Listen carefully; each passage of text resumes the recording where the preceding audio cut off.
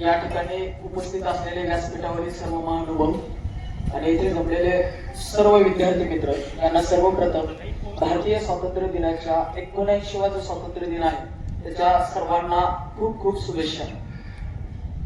आज आपण हा स्वातंत्र्य दिन कशासाठी साजरा करतो, का स्मरण करायचं या गोष्टीचा आपल्याला विचार करण्याची गरज आहे। आज आपण 79वा स्वातंत्र्य दिन साजरा केला। ज्या लोकांनी या देशाला स्वातंत्र्य मिळवून देण्यासाठी यात अज्ञात जे आपल्याला माहीतच नाही असे काही क्रांतिकारक असतील, असे काही वीर असतील, काही नेते असतील, त्या सर्वांना नमन करून आपल्याला जे प्रश्न विचारायचा आहे की स्वातंत्र्य दिन साजरा करत असताना हे स्वातंत्र्य टिकवण्यासाठी आपल्याला काय करावं लागेल। भारत ही फक्त एक भूमी नाही। सुरुवातीलाच अटल बिहारी वाजपेयींनी सांगितलेलं होतं कि भारत कोई भूमि का टुकड़ा नहीं है, ये जीता जागता राष्ट्र पुरुष है। ये वतन की भूमि है, ये अर्पण की भूमि है, ये तर्पण की भूमि है। यहाँ की हर नदी नदी हमारे लिए गंगा है, यहाँ की हर कंकर कंकर हमारे लिए शंकर है। हम जिएंगे तो भारत के लिए और मरेंगे तो भारत के लिए, और मरने के बाद भी हमारे रास्ते को कोई काम लगा के कोई सुन लेगा, उसमें से एक ही आवाज आएगी, भारत माता की जय, भारत माता की जय।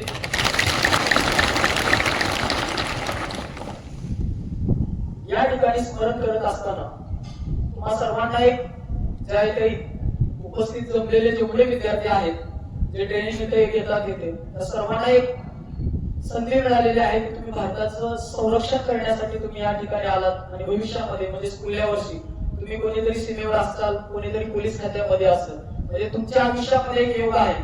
आज या ठिकाणी तुम्ही तिरंग्याला सलामी दिलेली आहे, तो तिरंगा तुम्हाला कायम भेटणार आहे आणि त्या ठिकाणी तुम्ही नशीबवान आहात की तुम्ही सीमेवर जाणार आहात, संरक्षण करणार आहात। अनेक आपल्याला आयुष्यामध्ये पैसा, बाकीच्या गोष्टी, प्रतिष्ठा याच्यापेक्षा सगळ्यात महत्वाची गोष्ट काय असेल तर देशासाठी काहीतरी करता येणार। आज या ठिकाणी सगळ्यांचे भाषण होतील येते। आज या भाषणामधून एक घेण्यासारखी गोष्ट असते की ते काळजापर्यंत गेलं पाहिजे। मी ज्यावेळेस तुमच्यासारख्या विद्यार्थी देशामध्ये होतो त्यावेळेस मी असंच भाषण ऐकून मला पहिला प्रवासी तुम्हाला सांगितला येते मी की ऐकून हे नाही सुनलं, म्हणजे कान दिलं आणि दुसऱ्या कानातून ते वापस पाठवलं नाही येते। असंच भाषण ऐकलं की देश सेवा करायला पाहिजे, काय करायला पाहिजे, ते देशासाठी आपण घोषणा देतो की जीव देणार हे देणार येते, तिथे जीव द्यायची काहीच गरज नाही येते। ते ऐकून म्हणजे आजही फरक पडला पाहिजे आपल्या मनावर येते। तुम्ही आज इथे या ठिकाणी आला, तुम्ही ऐकून डायरेक्ट काश्मीर गाठलेलं होतं इथे। आता एका मुलीने नाव घेतले की अफजल गुरु। अफजल गुरु मी पहिल्यांदा नाव ऐकलेलं होतं 2001 ला आपल्याकडे ज्यावेळेस संसदेवर हल्ला झालेला होता आणि त्याला फाशीची शिक्षा घोषित झालेली होती। तो अफजल गुरु त्या काळातला म्हणजे सगळ्यात मोठा टेररिस्ट मानला जातो। ज्यावेळेस मला ह्या गोष्टी माहीत झाल्या त्यावेळेस माझा काश्मीरमध्ये पहिल्यांदा जर मी कुठे गेलो असेल तर अफजल गुरुच्या घरी गेलो होतो। ज्यावेळेस मला लोकांनी विचारलं की एखाद्या आतंकवाद्याच्या घराला कशाला भेट दिली होती, तर मला बघायचं होतं की याचा मुलगा काय करतोय। आणि मला एक काश्मीर मधली भीती होती गेल्यानंतर येते की जर ह्याचा वडील आतंकवादी असेल तर हाही पुढे चालून तितकाच मोठा टेररिस्ट बनू शकतो। जर मी देशासाठी काय करू शकतो तर पुढचा आतंकवादी न बनवू दे, म्हणून मी त्याच्या मुलाला जाऊन भेटलो येते, त्याच्या मुलाला समजावून सांगितले येते। आज तोच मुलगा म्हणजे त्याचा वडील हा भारतातला आतंकवादी आहे, पण तोच आज मुलगा आज सुखूरच्या आर्मी गोडविल स्कूल मध्ये आता सध्याच्या घडीला तो येते। तो भारताचा तिरंगा ध्वज फडकवण्याचा त्याला मान दिलेला तो प्रमुख पाहुणा आहे त्या ठिकाणी।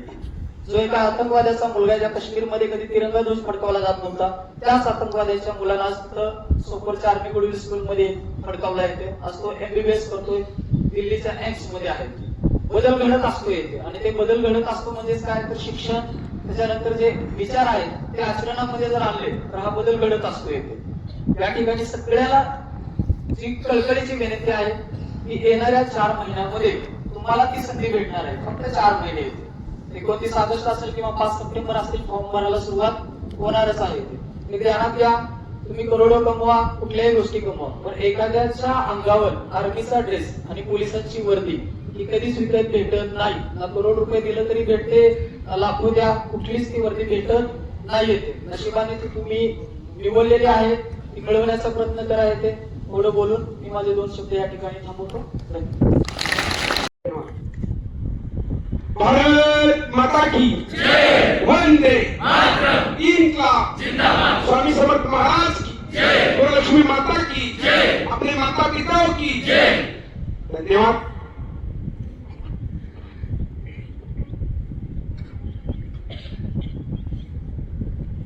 आजच्या 19व्या स्वातंत्र्य दिनाच्या प्रथमतः आपणा सर्वांना खूप खूप शुभेच्छा देतो.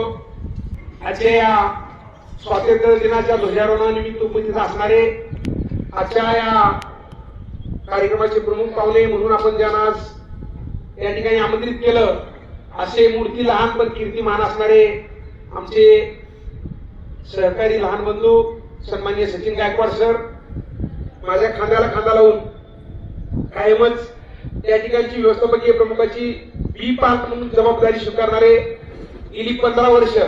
राम लक्ष्मणाचा वनवास 14 वर्षाचा होता, पण आम्ही 15 वर्ष एकत्रित समाजासाठी, समाजातल्या कष्टकरी लेकरांसाठी त्रास घेतो, वनवास म्हणणार नाही त्रास घेतो असे सहकारी माझे सन्माननीय बंधू शंकरराम सौदागरे सर. त्याचबरोबर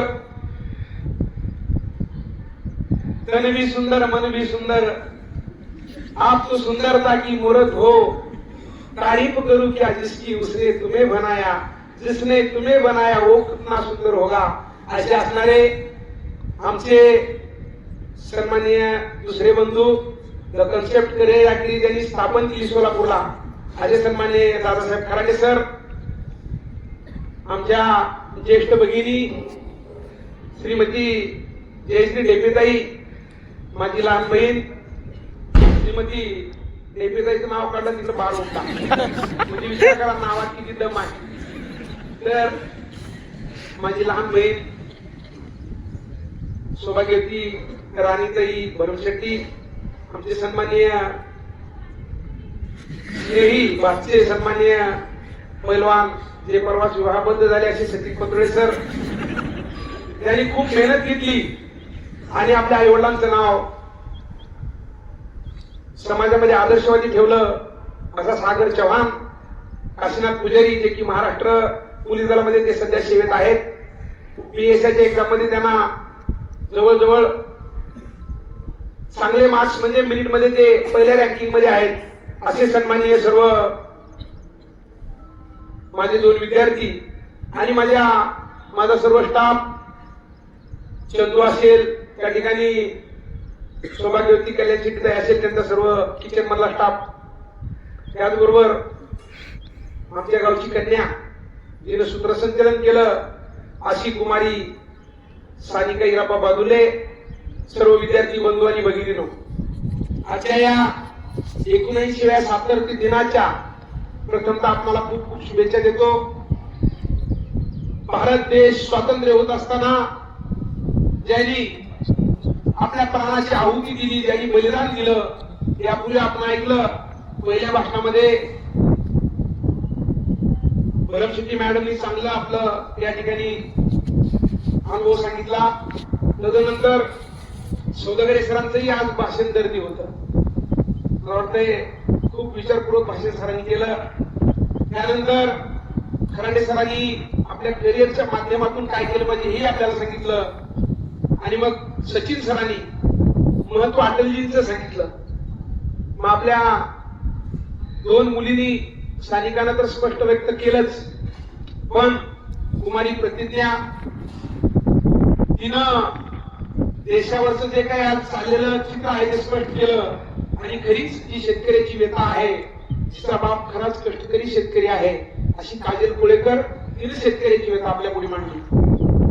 या सर्व गोष्टीला सामोरं जात असताना आजच्या स्वातंत्र्य दिनाच्या निमित्तानं आपण सर्वांनी या सर्व गोष्टीचा बोध घेतला पाहिजे. या तिरंगा ध्वजाचं महत्व खूप मोठं आहे. हे 3 कलर उगी रंगवलेले नाहीत. या देशाची क्रांती, या देशाची श्वेत क्रांती, हरित क्रांती, शांती, समाधान सर्व गोष्टीचं या ठिकाणी या ध्वजाच्या माध्यमातून आपल्याला दिसतं. आपण इतर देशाचे ध्वज बघतो, कुठेतरी कुणावर तरी चिमणे आहे, कुणावर तरी कांगारू बघितलं ना आपण, काय काय वेगवेगळं असतं, पण इथं आहे हे रक्ताचा ध्वज आहे, हा हरित क्रांतीचा ध्वज आहे, हा शांतीचा सद्भावनाचा देश आहे आणि तो जो आर्य आहे, ती चक्र आहे, ती एकाग्रतेने तन मन धन एकत्रित करून संघटन, शिक्षण आणि संघर्ष सांगितलेल्या महामानव डॉक्टर बाबासाहेबांचा देश आहे. मला आपल्याला एवढंच सांगायचं आहे, क्रांतिकारांनी बलिदान दिलं, त्या देशाला स्वातंत्र्य मिळवून दिलं, त्यावेळी आपण नव्हतो, आपले वडील देखील होते, आपले आजोबा असतील किंवा आपले पंजोबा असतील, या लोकांनी पाहिलेला आहे तो संघर्ष. 200 वर्ष ज्या इंग्रजांनी आपल्यावर राज्य केलं, आपल्याला बांधून ठेवलं, नवे तर खूप काही छळ त्यांनी केला. पण देशाची स्वातंत्र्य मिळाल्यानंतर आपण आज एका चांगल्या प्रगतीवर आहोत. देश मगाशी सांगितल्याप्रमाणे स्वातंत्र्य मिळाल्यानंतर 15 देश होते, त्यामध्ये प्रथम क्रमांकाचा भारत, मगाशी सानिकांनी सांगितलं, हा होतोय. विज्ञान तंत्रज्ञान असेल, वेगवेगळ्या शेतीच्या माध्यमात असेल, वेगवेगळे फॉर्म्युला वापरून आपण आज 1 नंबरला जातोय. पण ज्या डॉक्टर एपीजे अब्दुल कलामांनी, स्वर्गीय अब्दुल कलाम साहेबांनी जे राष्ट्रपतींनी पाहिलेलं स्वप्न होतं, 2020 ला माझा भारत हा महासत्ताक बनेल. हा महासत्ताक हा युवकांवरती आधारभूत आहे. तुमच्या या अभ्यासावरती देशाची, शेतकरी जसं कष्ट केल्यानंतर धान्य पिकतं, तसं तुम्ही स्वतःच्या अभ्यासातून या देशाची क्रांती करू शकता. आज सहज आपण कुठं विचारलं तर आपला मुलगा शिकायला कुठं आहे? अमेरिकेला आहे. आपला मुलगा शिकायला कुठं आहे? लंडनला आहे, पॅरिसला आहे. आपला मुलगा शिकायला कुठं आहे? तर परदेशात आहे. पण आपल्या इथून जाऊन अमेरिकेमध्ये प्रगत करणारा आपलाच देश आहे, आपले तरुण आहेत. अशा लोकांनीच आपल्या देशाच्या हे असे जे काही युवक आहेत, हे धडपडणारे युवक, अशा युवकांच्या जीवावरच आज अमेरिका राष्ट्रातला सर्वात मजबूत देश म्हणून गणला जातो. भारत मजबूत आहे म्हणलात ना, मगाशी सांगितले राणीताईंनी की कणखर देशा स्ट्रॉंग आहे, मजबूत आहे. पण आपण अजून यामध्ये प्रगती करणं गरजेचं आहे. मगाशी खराडे सरांनी सांगितल्याप्रमाणे 15,500 पोस्टची जाहिरात आपल्या समोर उड्या मारते. यासाठी 20 लाख लोक महाराष्ट्रातल्या वेगवेगळ्या जिल्ह्यामध्ये, शहरामध्ये प्रॅक्टिस करताना आपल्याला दिसत आहेत. देशाच्या स्वातंत्र्याचा विचार करत असताना आपल्या करिअरचाही विचार करणं तेवढंच गरजेचं आहे. जसा हा राष्ट्रध्वज फडकतोय तसा आपल्या अंगावरती खाकी ध्वज फडकला पाहिजे. खाकी वर्दीतला विद्यार्थी आपल्या आई वडिलांचा आदर्श झाला पाहिजे. यासाठी आपल्याला स्वातंत्र्य दिनाच्या निमित्तानं शपथ घ्यायची आहे. विद्यार्थी बंधू भगिनींनो, कष्ट करताना मगाशी सांगितलं, काजलनं तिच्या भाषणामध्ये तळमळ होती. तिचा आत्मा बोलत होता, तडपडणारा बाप, अहोरात्र कष्ट करणारा तिचा बाप तिला दिसत होता. पण प्रत्येक इथे येणारा विद्यार्थी हा शेतकरी गोरगरीब कुटुंबातील आहे. या प्रत्येक विद्यार्थ्यांनी आपल्या आईवडिलांचा कष्ट आपल्या डोळ्यासमोर ठेवणं गरजेचं आहे. मला काय करायचं आहे, काय केलं पाहिजे, कशासाठी मी इथं आलोय. खराडे सरांनी सांगितलं, सौदागरे सरांनी सांगितलं, सर्वांनी भाषणे केले. ही संस्था SSP आहे. सिद्धाराम शंकर प्रतिष्ठान जरी असली तर ही सक्सेसफुल संस्था आहे. खूप मेहनत या ठिकाणी करून घेतली जाते. चांगला आहार, चांगले विचार, चांगलं लेखन, चांगली लेखणी या ठिकाणी आपल्याला दिली जाते. मी म्हणत नाही इतर ठिकाणी वेगळं वागणं का असेल, पण 24 तास आम्ही तुमच्या पाठीमागं तुमच्या आई वडिलांच्या सावलीप्रमाणे असतो. आपण या सर्व गोष्टीचे हित जाणून आपल्या येणाऱ्या भरतीमध्ये आपल्याला स्वतःला सिद्ध करणं गरजेचं आहे. जो 15 ऑगस्ट आजचा आहे, पुढच्या 15 ऑगस्ट पर्यंत मी स्वतःला खाकी वर्दीमध्ये, जसं आज हे प्रमुख पाहुणे म्हणून आपल्या समोर आपल्या विद्यार्थी दशकातले विद्यार्थी आहेत आपल्या समोर उपस्थित राहिले, तसे या सीताराम शंकर परिसरामध्ये मी स्वतःला आणून या ठिकाणी ध्वज फडकवण्यासाठी तयार राहील. हीच स्वप्न मनामध्ये बाळगली पाहिजे. तर तुमच्या कष्टाला या ठिकाणी खरा न्याय मिळेल. विद्यार्थी बंधू आणि भगिनींनो, आपल्याला काम करत असताना 24 तासाचा प्लॅनिंग आहे. मगाशी सचिन सरांनी जर तुम्हाला भाषणात सांगितलेच, हे सचिन सर नव्हे, हे सचिन सर लेखी विभाग प्रमुख, की भरती कशी असणार आहे, भरतीची प्रोसेस कशी असणार आहे, भरती कधी सुरुवात होणार आहे.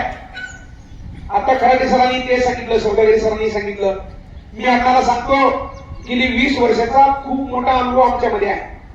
आम्ही प्रत्येक विद्यार्थ्याला माझा आणि आपला म्हणून आम्ही त्यांना मार्गदर्शन करत असतो. शॉर्टकट कुठलंही इथं दिलं जात नाही. सागरला एक चॅलेंज केलं होतं की बाबा आम्ही तुझं आव्हान स्वीकारू. तो म्हणाला, मी त्याचे वडील मला म्हणाले पहिल्या मुलाखतीमध्ये, माझा मुलगा लेखीला सर 90 मार्क घेऊ शकतो. मग त्याला काय हवं आहे, तर तो त्या मेरिट मध्ये बसलं पाहिजे, यासाठी त्याच्या वडिलांनी मला आव्हान केलं होतं.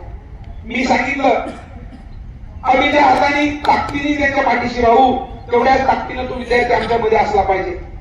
तर तुमच्या समोर बसलेला हा सागर चव्हाण आहे ना, 121 दिवसाच्या ट्रेनिंग मध्ये त्यानं 90 मार्क घेतले. शून्य असणारा विद्यार्थी फक्त 4 महिने 1 दिवसामध्ये स्ट्रॉंग झाला आणि 90 मार्क त्याला प्राप्त झाले. आणि फिजिकलला रिटर्नला 90 असताना रिटर्नला त्याला 86 मार्क पडले, 176 मार्क झाले आणि मेरिट योगायोगाने 180 लागला. त्यानंतर 15 दिवसात SRPF ची भरती होती. त्या भरतीमध्ये परत तो भरतीला सामोर गेला. 95 मार्क तिथे त्याला आले. रिटर्नला मला वाटतं 87 वगैरे काय 88 89 मार्क आले आणि 184 मार्क घेऊन तो भरतीमध्ये चांगल्या क्रमांकाने पास झाला. सांगायला अभिमान वाटतो.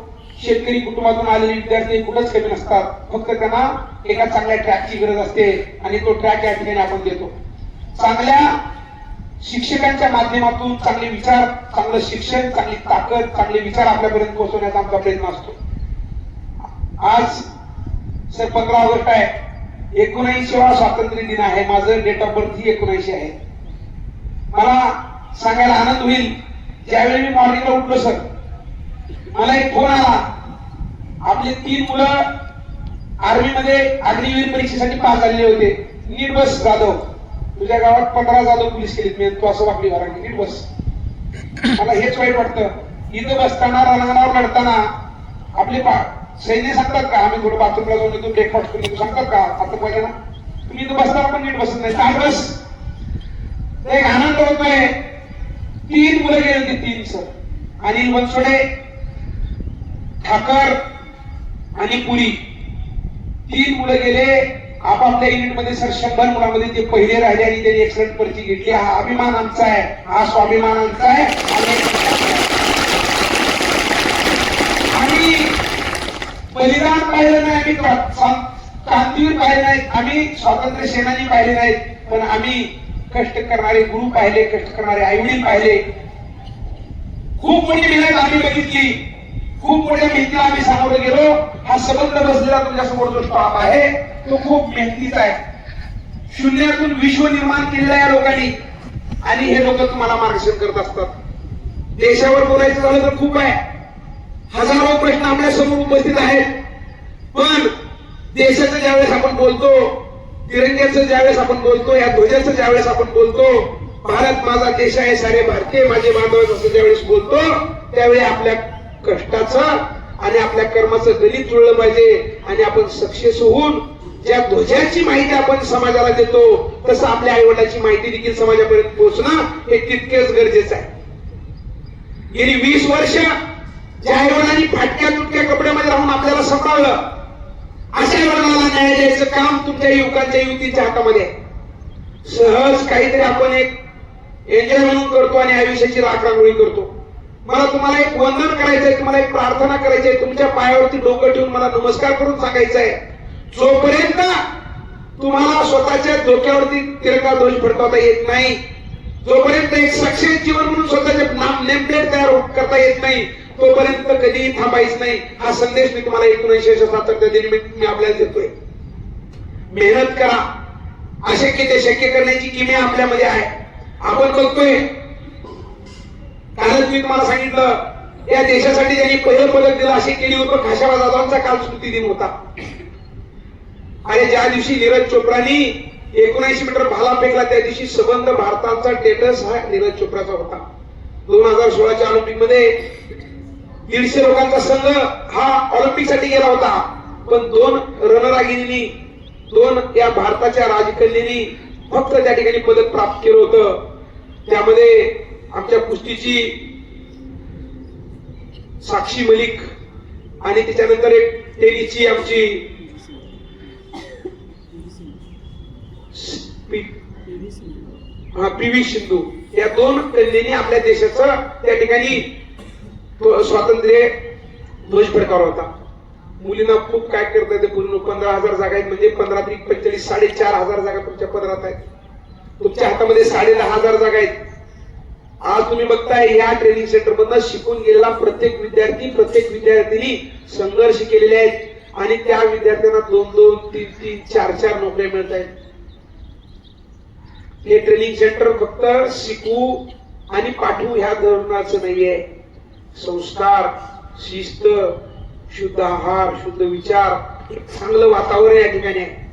पुरणलक्ष्मी मातेच्या खुशीत आपण आज वावरतोय. गेली 10 वर्षे सर आपण इथं काम करत असताना साधा विंचू कुण्या लेकराला चावला नाही. हेच एक मोठं ताकद आमच्या देवीमध्ये आहे. कितीही मोठी अडचण आली, 30,000 स्क्वेअर फूटची आम्ही इमारत उभा केली.